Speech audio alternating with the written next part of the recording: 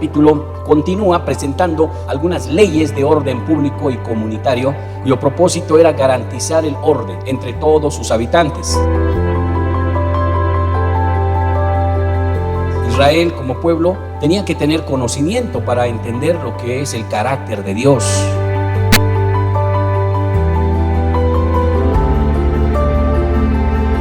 El que es religioso solamente tiene una creencia y hace todo lo posible según sus emociones para suplir, necesidades, para tener una comunión o relación con Dios.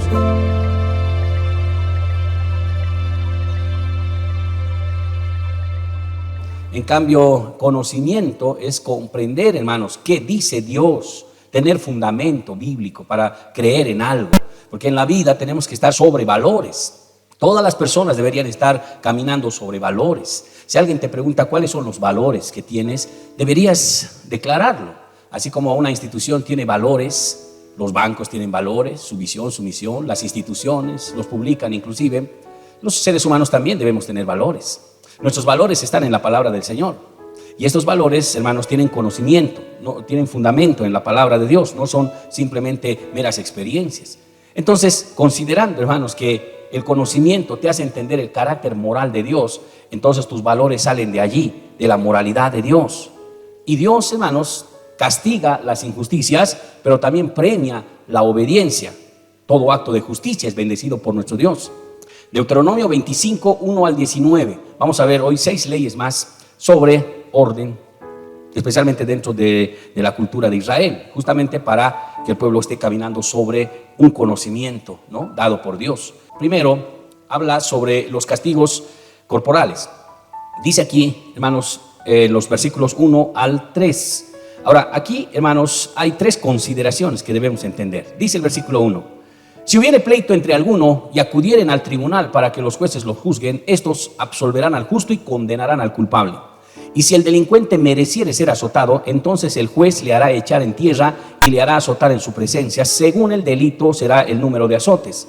Se podrá dar 40 azotes no más, no sea que si lo hirieren con muchos azotes, más que estos, se sienta tu hermano envilecido delante de tus ojos, dice. Entonces, 3 cosas importantes. Número 1, todo pleito debía ser juzgado de inmediato, no se tenía que esperar. Dice, si tuvieres pleito, dice el versículo 1, con alguien, está hablando con tu hermano, alguna discusión, algún problema, alguna dificultad, eso siempre hay, porque somos una comunidad también nosotros. En Israel era todo un pueblo y había algunas beligerancias entre ellos. Cuando pasaba eso, entonces ellos tenían que de inmediato acudir a un tribunal establecido por jueces y tenían que juzgar. Ellos tenían que determinar si era culpable o era inocente. Entonces era a través de un juicio. Miren, desde ese tiempo ya se establecen los juicios. Dios los estableció desde mucho antes que se inventara el código romano y toda esa situación, ¿verdad? Ahora, el juicio, hermanos, debe ser justamente cuando todo está fresco, cuando todo está de repente reciencito, Y en el Nuevo Testamento el apóstol Pablo también decía lo mismo.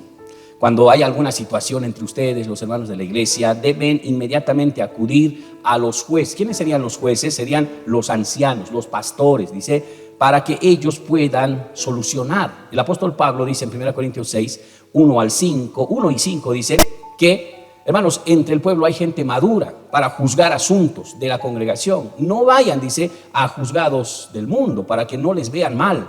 Júzguelos en la iglesia aquellos ancianos calificados, pastores dentro de la congregación, gente madura, que pueda hacer un concilio. Si hubiera una situación así, entonces establece un concilio y se resuelve el problema cuando está fresco, ¿verdad? Y eso tiene que ver con determinar absolución o culpabilidad. Y creo que esas 2 cosas se van a mover siempre.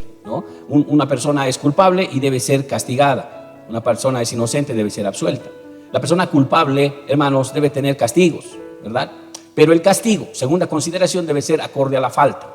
Aquí el versículo 2 dice que si el delincuente merece ser azotado, entonces el juez le hará echar en tierra y le hará azotar en su presencia. Según el delito será el número de azotes, dice. En primer lugar, el castigo tenía que ser público, hermanos, según la gravedad del delito. No podía ser a puerta cerrada. Todos tenían que ver ese castigo. Y era azotes, hermanos. En todo caso, había 2 consideraciones: faltas graves y faltas leves. Las faltas leves seguramente eran menos chicotazos y las faltas graves eran más chicotazos, pero había un límite. Era 40.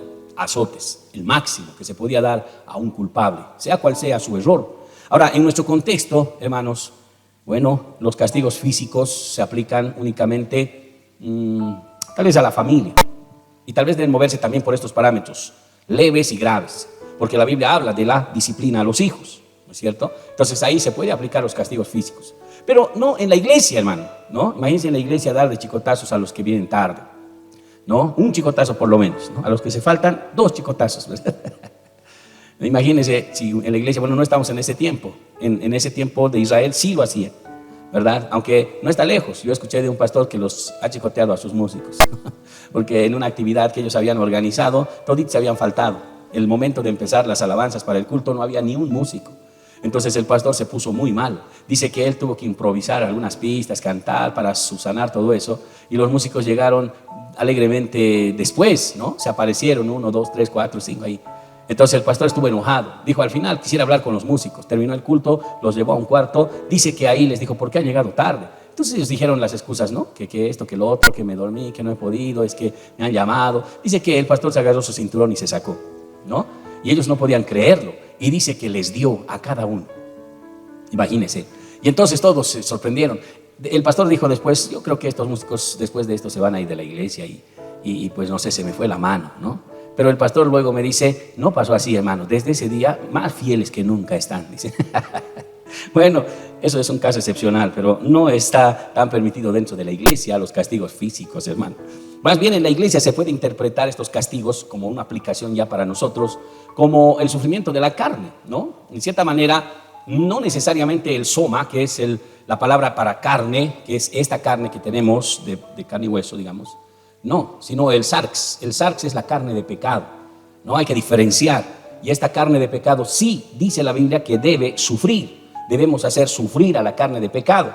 La Biblia dice que, dice Pablo, yo golpeo y no como quien golpea al aire, golpeo mi cuerpo, hablando de sarx, de su carne, y lo expongo al sufrimiento, dice, para que yo mismo, siendo un gran predicador, no sea eliminado.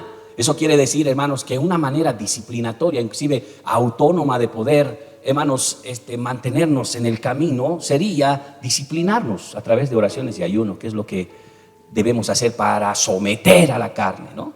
Entonces los religiosos antes lo interpretaban diferente, ¿no? Si se dan cuenta, en la historia los religiosos se chicoteaban porque ellos creían que la carne debía sufrir. Los mismos griegos pensaban que la carne era el problema y hacían sufrir a su carne, pero tenían un problema. Ellos estaban hablando del soma, de esta carne. La Biblia está hablando del sarx, que es la naturaleza pecaminosa, la cual debe sufrir. Nuestra carne debe estar en constante sufrimiento, hermanos, ¿verdad? Y los ayunos son muy importantes para que esta carne de pecado sufra.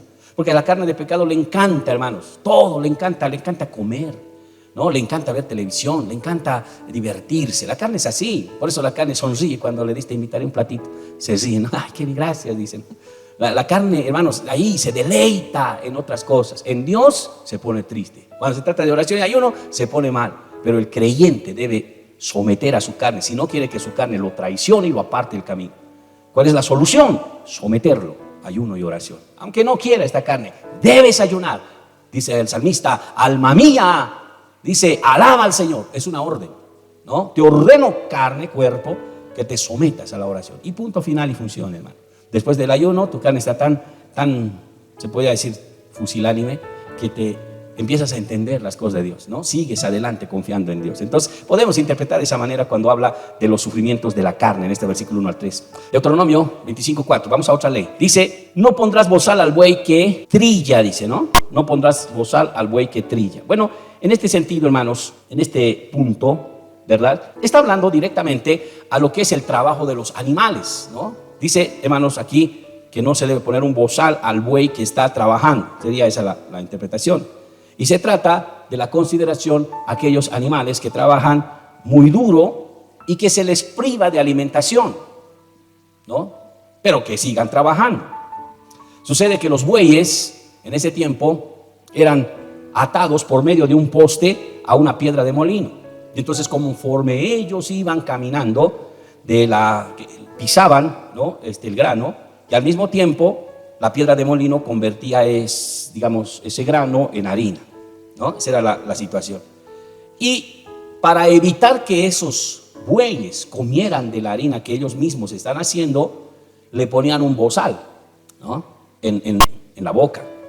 Y pues cuando hay una ley bíblica que Dios mismo ordenaba y decía, no pueden, por eso el verso 4 dice, no pondrás bozal al buey que trilla, dice, ¿no es cierto?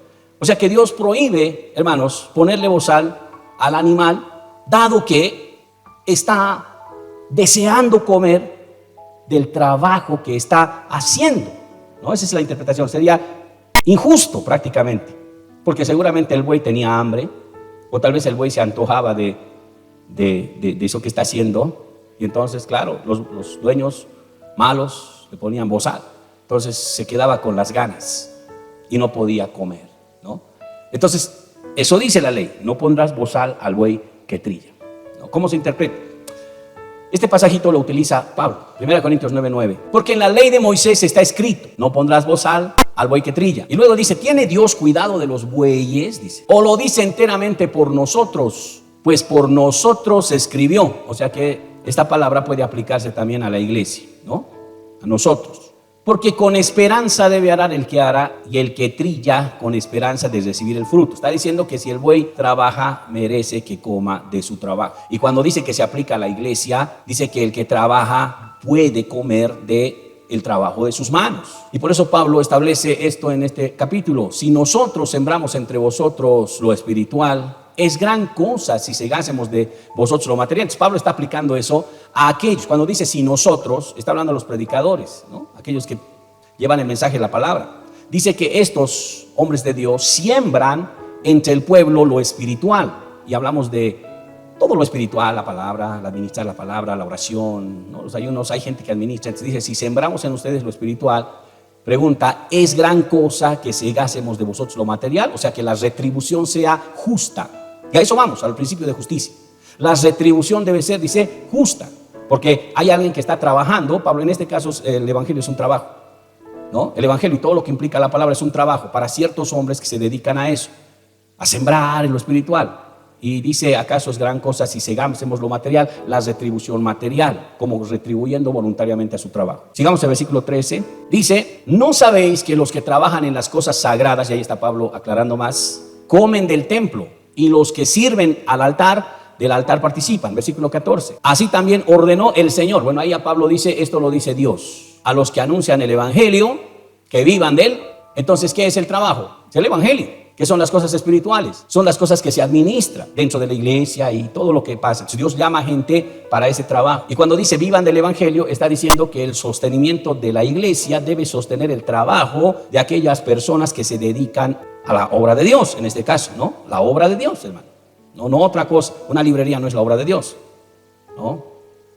A veces tiene un brazo social la iglesia, eso no es la obra de Dios. La obra de Dios es las cosas espirituales. Esa es la obra de Dios.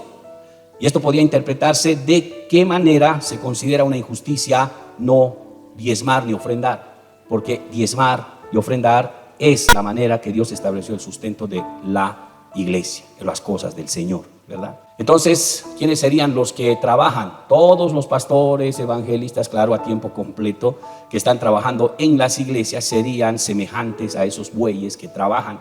Y cuando el miembro no diezma, estaría poniéndole bozal, y eso es injusto delante del Señor, porque la falta del diezmo estaría, hermanos, es como servirse del trabajo de Dios sin ser recíprocos, como Dios lo estableció. Por eso cuando una persona llega a la madurez espiritual lo entiende. Claro, una persona que está empezando no lo comprende, pero una persona que ya tiene un recorrido, ya tiene comunión con Dios, entonces separa el diezmo. ¿Qué es el diezmo? Esa parte que Dios dijo que era de él. No lo dicen las iglesias ni los pastores, Dios lo dice. Hay una parte que le pertenece a Dios. Si yo he ganado 100 bolivianos, 10 pesos es del Señor. Eso es la ley de Dios, hermano. Y esos 10 bolivianos deben sostener la obra de Dios. Así está el modelo bíblico. Y esa es la manera en que también se sostenía la iglesia en el Nuevo Testamento. En el Nuevo Testamento no se habla ni de ofrendas ni de diezmos como el sostenimiento de la obra de Dios. En el Nuevo Testamento solo se habla de las ofrendas misioneras que Pablo recogía para llevar a las iglesias. Se va a dar cuenta.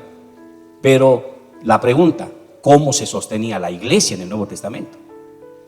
Porque no se habla específicamente de las cosas administrativas en el Nuevo Testamento. Es que no era el propósito. cuando Pablo escribía las cartas, lo hacía desde la perspectiva apologética, para defender las doctrinas que estaban entrando, falsas doctrinas, como por ejemplo el judaísmo. Entonces Pablo tiene que escribir Romanos y Gálatas, para advertir a la iglesia que se cuiden de los judaizantes.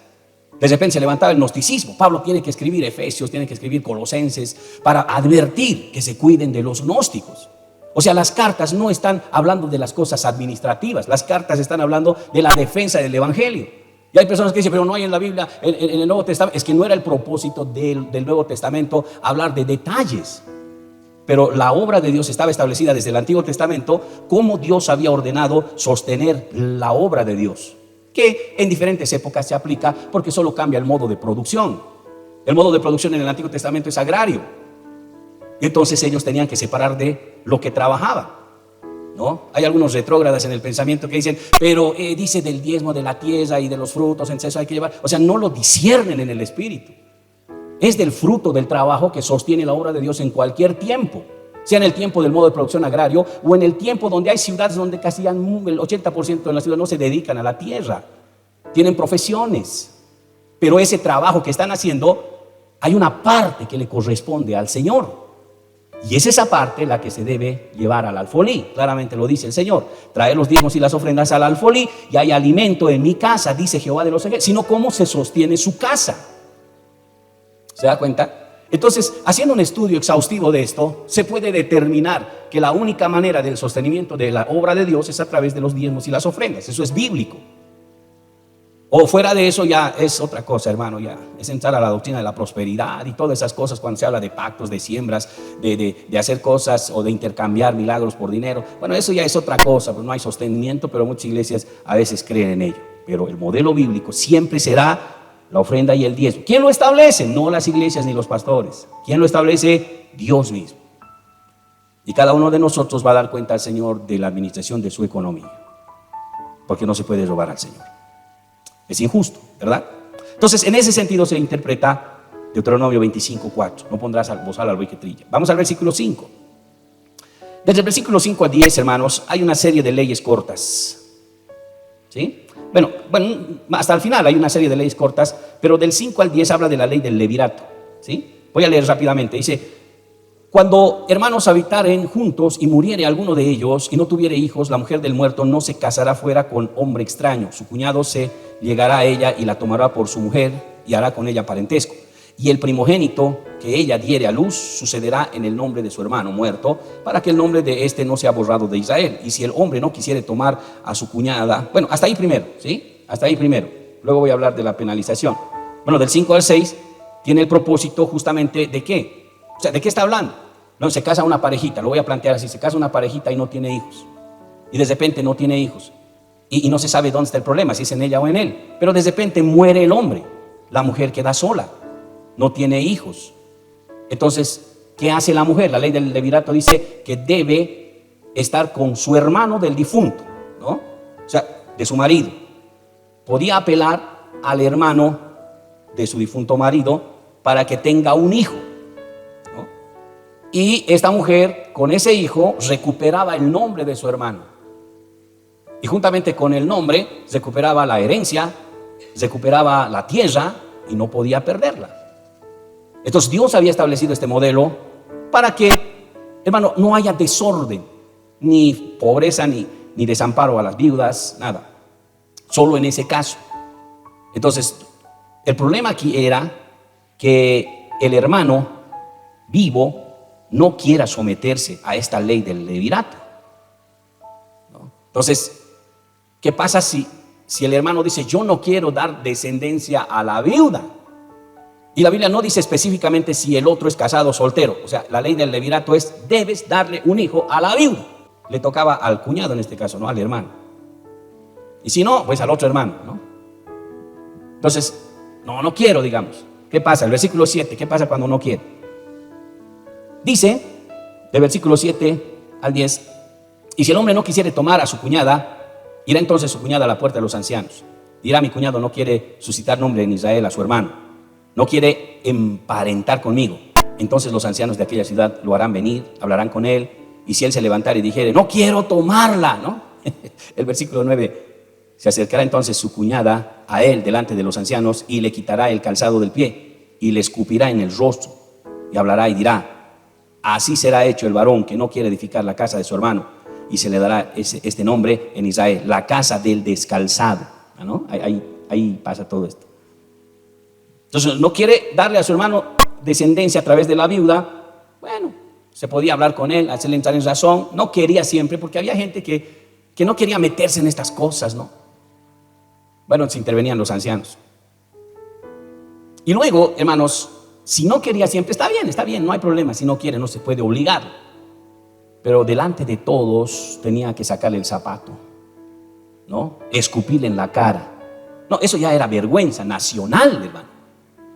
Y tenía que declarar que es el descalzado. Significa el que no quiere dar descendencia a su hermano. Y se quedaba con ese título, así como Caín, como un sello, ¿no? Cuando todos le veían, este es el descalzado, ¿no? Pasaba, este es el descalzado, que no quiere dar descendencia a su hermano. ¡Wow! No hay que meterse con el descalzado, ¿no? Así. Esa era la forma, hermano. ¿Verdad? Qué tremendo. Ahora, bueno, un caso específico de esto es en los tiempos de Génesis, que pasa con Judá y Tamar, ¿no? Recuerden que Judá, hijo de la línea de José, pues tenía hijos, ¿no? Y ahí estaba su primogénito Y entonces se casa con Tamar. Resulta que muere, hermano. Misteriosamente muere. Entonces, bueno, la ley del levirato dice que debe su hermano casarse con ella o darle un hijo. Bueno, entonces le dan a su hermano Onán. Y Onán parece que no quería, pero le obligan. Y Onán no quería, hermanos, dar descendencia a su hermano. Dice que en su corazón había maldad, ¿no? En pleno acto íntimo, él no hacía todo para no embarazarla. Resulta que, pues, muere misteriosamente. Otra vez, 2 muertes. O sea, es raro, ¿no? Que una mujer, ¿verdad?, tenga 2 esposos ya muertos. Cualquiera podría decir, creo que es la mujer, ¿no? Es una cazafortunas, mata a los hombres, ¿no? Raro. Y entonces Judá tuvo un hijo llamado Selá, su tercero. Y la mujer dice: vengo a que me des a Selá por esposo o que me dé un hijo. Y Judá dice: es muy joven, esperemos que crezca un poco. Bueno, está bien, esperan un tiempo. Luego regresa la mujer: he venido a que por la ley del levirato me pueda dar un hijo. Sí, pero esperaremos un tiempito más. Y así no se lo da, hermano. Dice que Tamar se pone tan mal, hermanos, que al final tanta insistencia y tanta negativa, se viste de ramera y entonces lo toma a Judá en el camino, en un camino de esos, y están juntos y de repente se embaraza.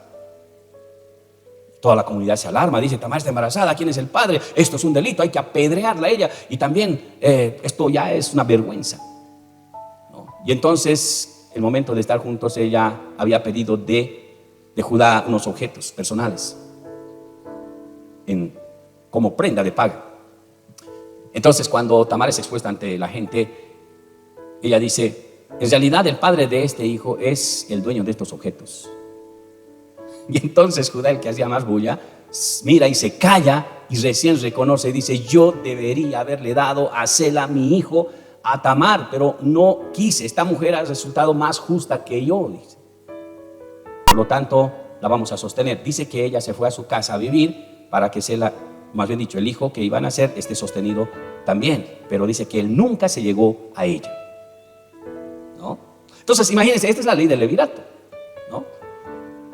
Otro ejemplo de Ruth y Boaz, ¿no es cierto? Cuando de repente hay una química entre ellos. Ella está recogiendo espigas, es pobre, y él es el dueño de todo. Y entonces se miran, ya. Finalmente, hermanos, le dice Ruth a su suegra Noemí: como que me ha chequeado vos. Y yo no sé, pero siento algo en mi estómago, ¿no? Y entonces dice: ay, es nuestro pariente cercano. La ley del levirato, que no solamente se extendía al hermano, también al pariente cercano. Es nuestro pariente cercano, así que tú puedes estar con él, ser su esposo y ser dueña de todo. ¿Qué te parece? Sí, me parece bien. Ya, vas a hacer lo siguiente: vas a ir de noche. Él duerme ahí en ciertas temporadas en la misma cosecha. Te echas a su lado, descubre sus pies. Simplemente eso. Claro, ya no sabía lo que estaba haciendo, obediente, ¿no? A veces hay que ser obedientes, hermano. Noemí sí sabía lo que estaba haciendo. Estaba hablando de una ley que Ruth no conocía. Bueno, eso es bueno, hermano. Cuando uno hace caso a su suegra, ¿no? Hay algunos que no quieren oír a su suegra. A veces tienes razón la suegra, ¿no? Pero Noemí era una buena suegra también, ¿no? Entonces, bueno, ella obediente va, se echa a su lado y le descubre los pies. Era una forma de decirle que la tome porque es pariente cercano. De otra manera podría ser el descalzado. En ese sentido, claro, como había química y todo eso, entonces vos dices, sí, nos casamos y ahí, ¿no? Hay de repente otra historia del pariente más cercano que de repente podía tomarla, pero hacen algunas gestiones para que finalmente vos se case con Ruth. Pero es una forma en que ellos, bueno, tuvieron descendencia, y estos son los antepasados de Jesucristo. Entonces, para nosotros esta ley del levirato, bueno, no se aplica porque está dentro del contexto patriarcal, ¿no? En Israel. Para la iglesia, no. No hay tal cosa, porque en cierta manera esto va inclusive dentro de lo que es nuestra ley, ¿no? Nuestra ley civil. Pero en este caso, hermanos, podríamos tal vez interpretarla como principio para considerar el apoyo a los parientes que tengan necesidad, ¿sí? Porque hay personas con problemas económicos, problemas de relación, no sé, tienen algunas situaciones. Entonces mi pariente cercano podría hacer algo por ellos en la medida de mis posibilidades, ¿no? Y esto todavía es un acto de justicia que Dios puede bendecir, ¿no? Podríamos de esa manera aplicar ese principio a nuestra vida, ¿verdad? Es que no se olvide tampoco de los parientes cercanos. Versículo 11 y 12 dice, en cuanto a la protección de la descendencia, dice: si algunos riñeren unos con otros y se acercare la mujer de uno para librar a su marido de la mano del que le hiere, y alargando su mano asiere de sus partes vergonzosas, le cortarás entonces la mano y no la perdonarás. Dice, wow. No, ¿está comprendiendo? Esto es cuando una mujer en su ira, en su enojo, ¿no?, extiende la mano y toma bruscamente los genitales del hombre, ¿no? Se está refiriendo a eso, sabiendo que los genitales de los hombres son partes vulnerables, ¿sí? Entonces un hombre prácticamente podía estar reducido a nada, hermano. Pero ¿por qué lo hace? Porque, bueno, tal vez como una manera de amenaza, ¿no? Oh, hermano, cuando una mujer hace esto, o sea, Dios decía aquí, córtenle la mano a esa mujer, ¿no? Inmediatamente. ¿Y por qué? Bueno, porque este es un atentado, hermanos, ¿verdad?, contra la nación de Israel. Podía dejarlo estéril, hermano. Y entonces sin hijos, imagínense, por una brusquedad de esta magnitud. Entonces imagínense Dios tan específicamente en sus leyes diciendo, corten a esa mujer su mano porque ha osado extender, ¿verdad?, su mano y dañar los genitales del varón. Qué tremendo. Bueno, en nuestro contexto actual, la misma ciencia puede certificar que el daño de los genitales podía también significar, hermanos, un problema, ¿no?, para que pueda después no tener descendencias de acuerdo a la brusquedad. Entonces, ¿cómo se aplica a nuestra vida? Bueno, hermanos, hay que nomás, ¿no? Las veces para las hermanas, ¿no?, y para todas las mujeres, ¿verdad? Está clara la palabra. Amén, hermanitas, sin comentarios. ¿Verdad? Sigamos, versículo 13 al 15. Cuidado en su momento de enojo, se le ocurra, ¿no?, de ira, ¿no?, una patada ahí, hermano. Dios le va a cortar el pie. Un puñetazo. Hermano, para Dios en ese tiempo esto era sumamente importante por causa de la descendencia. Era que esta ley se daba, ¿no? La descendencia, es importante la descendencia. No podía atentarse contra la descendencia. ¿Qué dice versículo 13 al 15? Bueno, ya estamos acabando. Dice, no tendrás en tu bolsa pesa grande y pesa chica, ¿no?, ni tendrás en tu casa efa grande y efa pequeña. Pesa exacta y justa tendrás, efa cabal y justa tendrás, para que tus días sean prolongados sobre la tierra que Jehová tu Dios te da. Hermano, Dios es claro cuando habla de la justicia en la compra y venta de los productos, ¿sí? Porque había algunos, hermanos, que tenían dos medidas. Compraban con la grande y vendían con la pequeña, ¿no? Imagínense. Y claro, esto era injusto delante del Señor. Dice el peso cabal, la medida justa. Ese debe ser nuestra mente. Peso cabal, medida justa. Esto le agrada al Señor. La palabra, cuando dice en el versículo 16, porque abominación es a Jehová tu Dios cualquiera que hace esto y cualquiera que hace injusticia. La palabra abominación en su original es odio. Estaría diciendo Dios odia, ¿no?, la medida injusta, la medida que no es cabal, es un acto de injusticia, ¿no? A eso se refiere. Entonces, en nuestro medio se aplica claramente, hermano, porque es un principio de honestidad, es un principio de honradez al comprar y al vender. Debemos procurar siempre entender lo que es justicia. Si me paso de la justicia, digamos, como alguien dijo, no, yo me traigo un producto de otro lado con un costo total de $1.80, ¿no? Y entonces lo voy a vender a $10. Entonces uno tiene que entender, no creo que es mucho. A ver, seamos justos. ¿Cómo podemos? Si el Espíritu Santo te tiene que hablar. ¿Cómo puede ser justo? Tampoco vas a estirar como un comerciante que quiera ganar. No, es que quiero ganar. No, es que no vas a ganar. Solo se gana a través de la bendición de Dios, hermano. Los más justos siempre van a ser bendecidos. Aquí dice la Biblia, Dios va a bendecir. Esto le agrada al Señor, dice aquí, ¿verdad? Entonces esto se aplica a toda transacción comercial, hermanos. Y le digo, toda transacción comercial será bendecida por Dios cuando haya justicia, cabalidad. Fuera de eso, a Dios no le agrada. Se llama injusticia. Es robarle al prójimo, robarle a los contribuyentes, ¿no? Por eso hay injusticia, hermano. Cuando en un país hay mucha corrupción, entonces hay mucha injusticia. Eso no puede salir adelante. ¿Sabe por qué no pueden salir adelante los países tercermundistas bajos? Hay mucha corrupción, mucha maldad, hermano. Tráfico de personas, corrupción en la política, se embolsillan. No puede salir, ni aunque tengamos buenos exponentes, cerebros con capacidad, no va a salir adelante ese país porque está en un nido de corrupción. Por eso Dios no puede bendecir una nación así. Hay naciones más pequeñas que son bendecidas en otros países, hermano, pero vean, la gente es tan honesta, ¿no? Tan honrada. Dice que no sé en qué país me han contado que tienen puestos ahí de venta de frutas y no hay nadie, hermano. Y uno que había ido a visitar dijo, ¿quién vende? No. Véndame, decimos nosotros, ¿no? Cuando no está la persona. Y dice que no había nadie, hermano. ¿Y por qué? Y alguien le dijo, no te preocupes, así es aquí. Levanta lo que quieres y paga, ahí están los precios. Y entonces él se asustó y dijo, ¿cómo? ¿Nadie? ¿Y qué pasa? Le dijo él, el que me contó le dijo, ¿qué pasa si yo voy y en vez de levantarme una manzana pagando, me levanto 5? El otro se asustó y dijo, eso se llama robo. Sí, pero ¿quién se va a dar cuenta si no está la persona? El otro dijo, no sé, pero aquí no se acostumbra a eso. Aquí todos se levantan y pagan lo que es, no necesitan un control. Y el otro se admiró, ¿verdad? En mi país entonces todos son ladrones. Hermano, si aquí nomás deja su bicicleta ya no va a estar, hermano. Sí, peor si deja su puesto ahí en ese modelo, ¿verdad? Sáquense y paguen. Oh, qué terrible. Nosotros tenemos ese sistema en la iglesia. Espero que se cumpla, hermano. Algunos tienen libertad, tienen la llave de la tienda y pueden sacarse y pagar.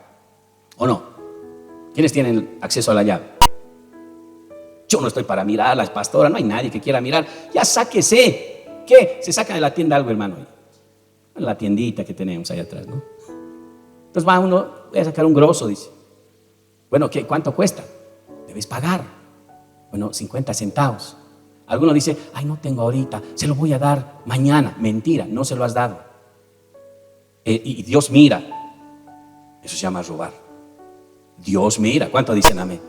Uno tiene que tener esa carga, ¿no? Hasta yo mismo voy. Digo, no tengo dinero, mejor no me saco. Pero no necesito pagar, yo puedo sacar, hermano. No, pero no, es que es mi carga moral, no puedo sacar así. Tengo que pagar porque se trata de una injusticia esto. ¿Se ubica, hermanos? ¿Verdad? Entonces espero que todos en la iglesia tengamos ese principio. Ahora, si usted sube a un micro y le hacen el servicio, ¿debe o no pagar, aunque se haya olvidado el conductor? ¿Sí o no? ¿Sí o no, hermano? Entonces, el chofer está ahí en sus laureles, hermano. Yo dice, Dios me ha bendecido, no me ha cobrado. ¡Wow! Un pasaje más para mañana. Voy a diezmar de aquí. Oh, hermano, qué injusticia, ¿verdad? No, o sea, si te ha hecho un servicio, es tu deber cancelar. Hay gente que se confunde a veces. Una vez estuve comprando los zapatitos de las sillas, le dije, deme 200 zapatitos. Bueno, me dieron los 200, hermano. Vino otra cliente a comprar otras gomitas, lo que sea. Bueno, al final me dio y después se olvidó, hermano. Como que estaba esperando que me vaya. Wow. Y cada zapatito era $1. Por lo tanto, yo tenía que pagar 200 bolivianos. Uy. Y claro, le vi, ella como que me dice, ya es hora que se vaya. Dijo, ¿me voy? ¿No? Dije, voy a hacerle una broma. Dije. Me fui, hermano. No me dijo nada, hermano. Y cuando ya estaba allá a 5 pasos, 6 pasos, le vi, ella seguía ocupada así en sus cosas, se atufó, parece. Y dije, me puedo ganar 200 bolivianos en este momento. ¡Wow! 200 es 200, ¿verdad? Y me acordé de una experiencia que tuve hace tiempo. Cuando me hice dibujar, no se le he contado, ¿verdad? En una placita me hice dibujar en caricatura. Y yo le di 50 bolivianos, creo que costaba 15 el retrato. Y entonces igual se olvidó, yo me fui y más allá estaba feliz. Oh, no me ha cobrado. Y el Señor habla a mi corazón y me dice, eso se llama robo. Me habla a mi corazón y luego me dice, tú puedes irte con esos 15 que no te ha cobrado. Pero esos 15 bolivianos van a ser 150 que vas a perder más allá, vas a ver. Y yo sé que es así, hermano. Cuando uno hace, la paga después de otra manera. Yo ya lo entiendo. Dije, no. Mejor pagar nomás los 15 como tiene que ser. Volví, hermano, ¿verdad? Y le pagué. Señor, ¿sabe? Creo que se olvidó cobrarme. Aquí está. Y había estado dibujando a otro. Ah, me dijo, ya, gracias, déjelo ahí, me dijo todavía. No, parece que no le interesa, ¿verdad? Pero el que estaba ahí nuevamente haciéndose dibujar, se sorprendió. Y me miró y me dijo, ¿sabe? Ya no hay personas como usted, me dijo. Y yo le dije, yo soy creyente, creo en el Señor. Y me fui. Cuando me acordé de esa situación dije, 200 bolivianos van a ser 2,000 que voy a perder en alguna transacción. No, mejor no. Y además, como era una solo broma, regresé. Oiga, señora, mire, usted me ha dado 200 zapatitos y se olvidó cobrarme, le dije. Se asustó, ¿en serio? Ay, joven, muchas gracias. No, gracias, dijo, ¿no? Y le tuve que pagar porque yo ya había separado eso para esa situación. Le pagué, me fui. Entendí, hermanos, que, como dice aquí, ¿no? Medida exacta, peso justo, cabal tendrás para que tus días sean prolongados en la tierra que el Señor tu Dios te da. O sea que Dios te bendice por la justicia que haces cuando haces cualquier transacción, compra, venta. Sé justo y Dios te va a bendecir. Amén. ¿Cuántos son justos con el Señor?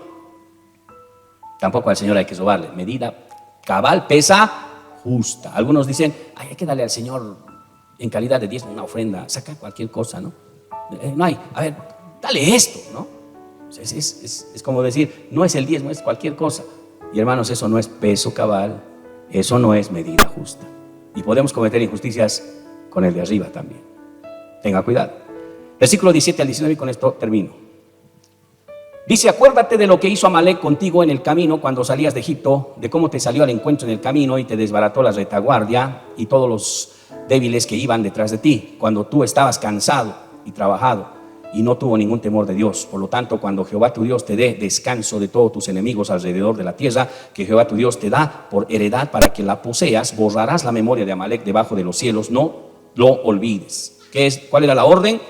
La orden perpetua, continua de borrar del mapa la memoria de Amalec. O sea que toda la descendencia de Amalec, los pueblos de Amalec que encontraran en el camino tenían que ser erradicados, matados, mujeres, niños, hombres, todos. Esa era la orden del Señor, ¿no?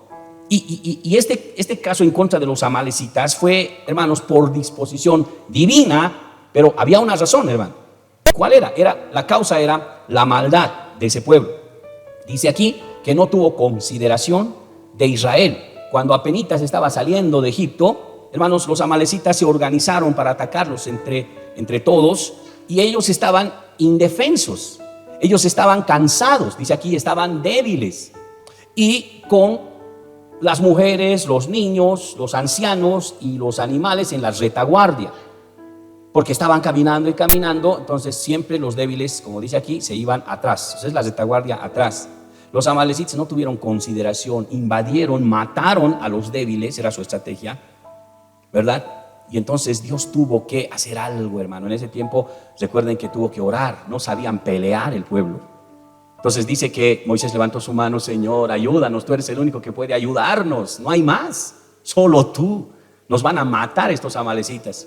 Y cuando Moisés levantaba la mano, dice que Josué con todos los hombres se estaban defendiendo. No se pasó un milagro, hermano, porque ellos comenzaron a sentir destreza y empezaron a ir contra los amalecitas y los exterminaron. Tuvieron victoria, gracias a Dios. Moisés bajaba la mano, el pueblo perdía, no sabían pelear.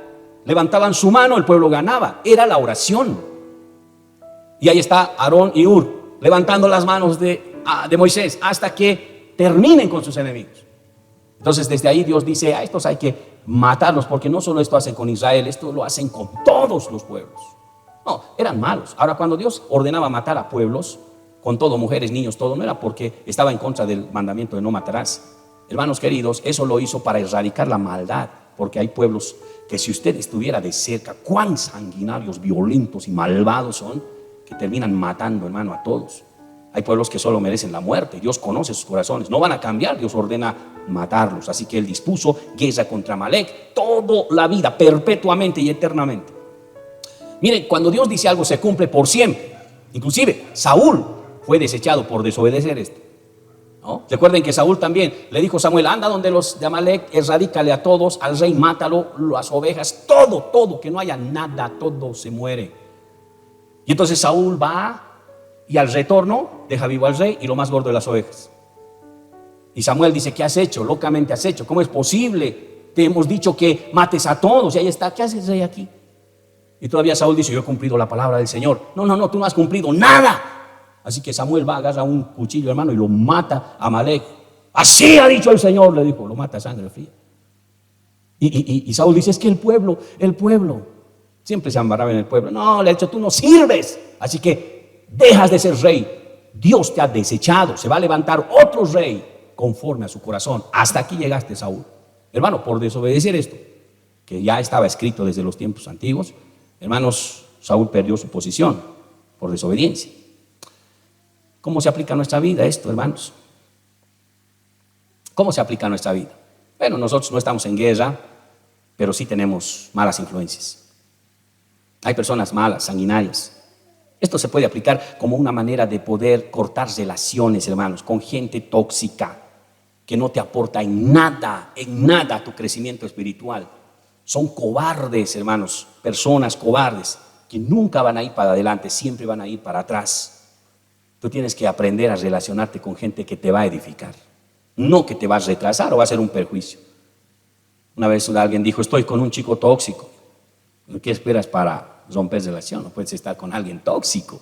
Si sientes, ¿no? Hay niveles de toxicidad, o por ejemplo, ¿no? Características de una persona tóxica. Así revise en Google, ¿no? Y entonces ahí va a decir características. Si eso cumple a tu pareja, córtalo. Si te sientes asfixiado por esa persona, cortas relaciones. No te apoyes. Si te quieres sacar del camino de Dios, ¿no? Porque eso va a ser para siempre, hermano. Entonces, hay gente que no es buena, hermano. Entonces podemos aplicar de esa manera. Hay un refrán, y termino con esto, que dice: mira con quién andas. ¿Qué dice ese refrán? Y te diré quién eres. Mucho depende con quién te relaciones para salir adelante o ir para atrás. Cada uno es responsable de eso. Bien, vamos a orar. Póngase de pie, por favor. Vamos a dar gracias al Señor por la palabra y el estudio de este libro.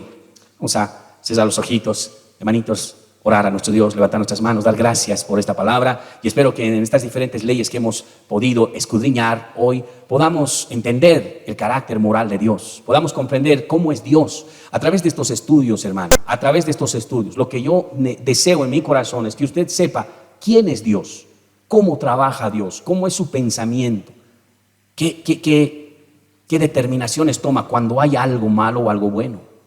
Yo quiero que lo conozca Dios a través de cómo Él trabajaba con su pueblo. Esto se llama conocimiento, para que tengas bases. Y no creamos simplemente en un Dios que no lo conocemos, ¿no? Un Dios que por allí nos ama y por ahí está. No, hermanos, debemos conocer quién es el Señor, cómo trabaja, qué demanda, qué exige.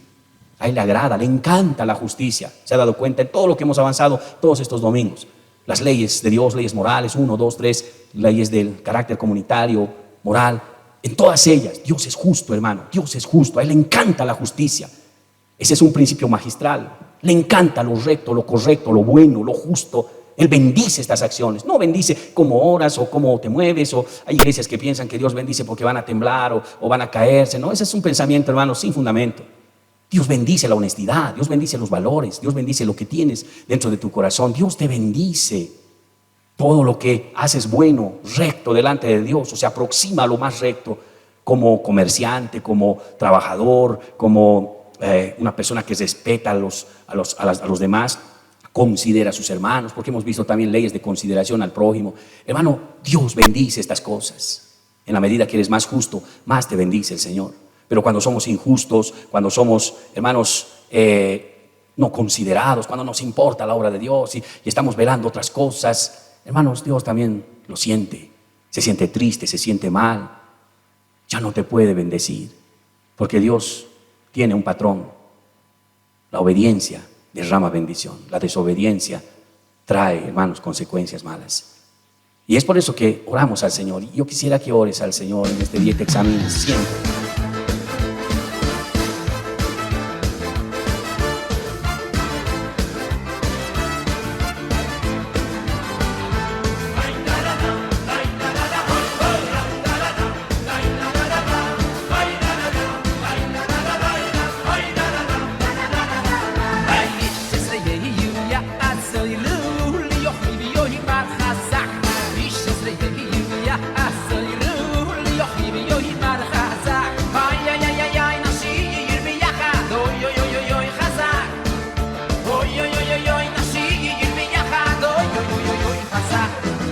חזק, חזק, חזק,